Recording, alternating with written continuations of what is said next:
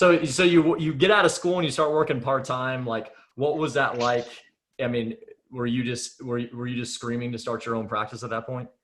Yeah, so I started my own practice, right after boards, but I was working part-time at a clinic. That was an awesome clinic. They're a really good clinic, mom and pop shop, great owner, great PTs, but it wasn't mine.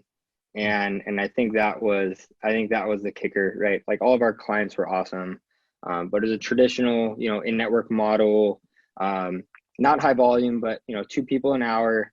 So we were seeing 17, 20 people a day. And I started out there 20 hours a week and, was building my own on the side. And, and I lasted about a year. And then when the pandemic started, that was kind of my time. It was like my kick in the butt, like, all right, let's do it. You're going out on your own now, kind of the burn the ships model.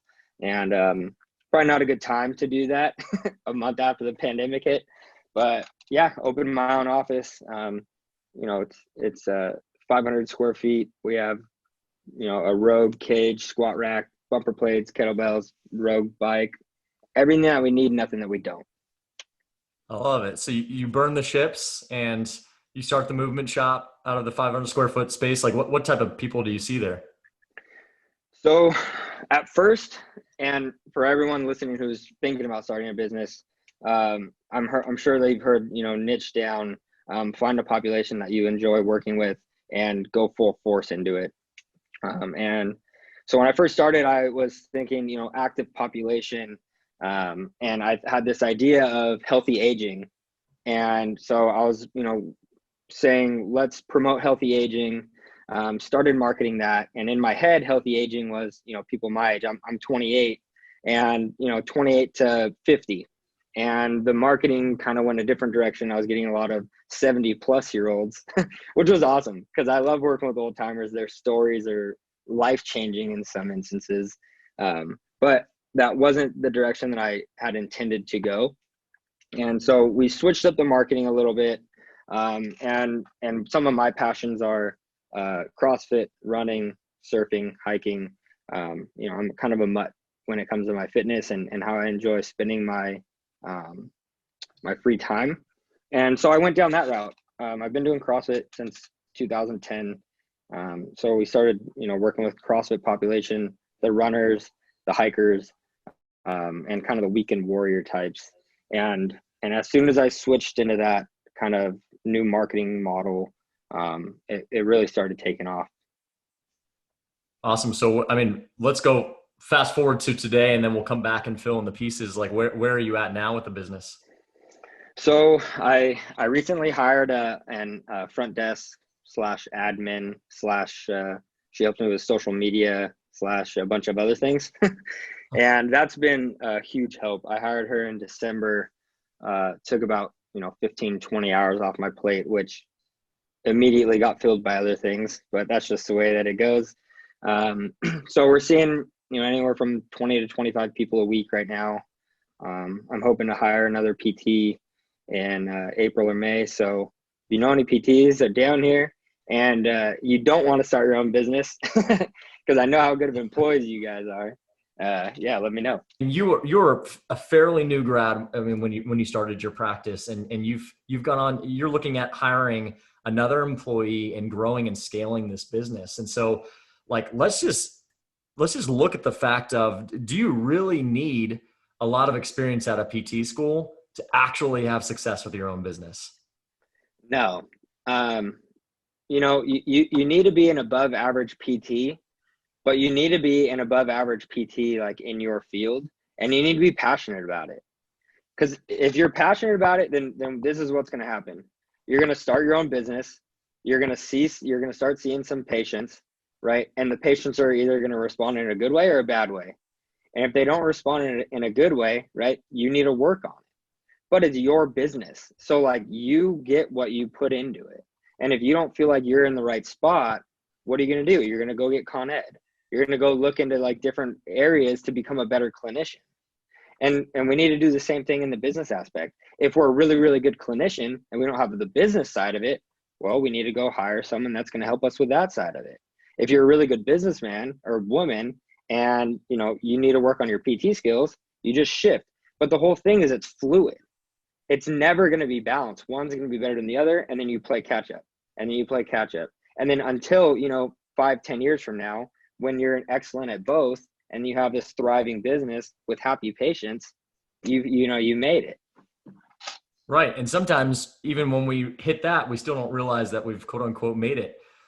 Because it's a constant balance act. And it's funny, like, you know, especially getting the opportunity in my practice to be around, you know, CEOs and multi-millionaire business owners, like they still don't have it all together. And so I don't think there's ever a point that you have it all together as a business owner. It's just no way. It's never possible, right? You just, you do the best with the hand that you're given at any point in time.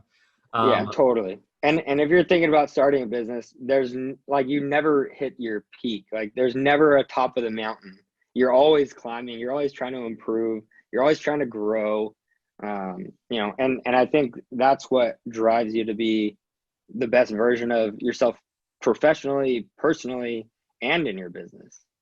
Yeah, and that's part of the intrigue of it as well, is that, like I always say, one of the things I actually love about entrepreneurship is it's you're forced to improve yourself along the journey. And like, if you have a successful business 5 years from now, I can guarantee you'll be a better person, a better version. I would like to think most people would be in that 5 years, unless we've been chasing other things that aren't important. Like if our full focus is money, then we're going to become, you know, maybe not the person that we desire 5 years from now. Right. Oh, totally. So that's the interesting thing about entrepreneurship.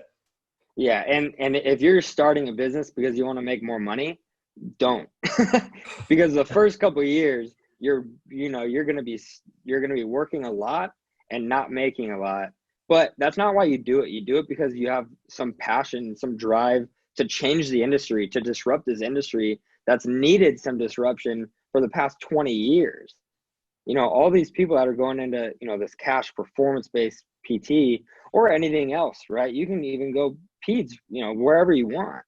But we need this disruption in our industry to keep progressing the industry, because for the past 20 years, it's been pretty static.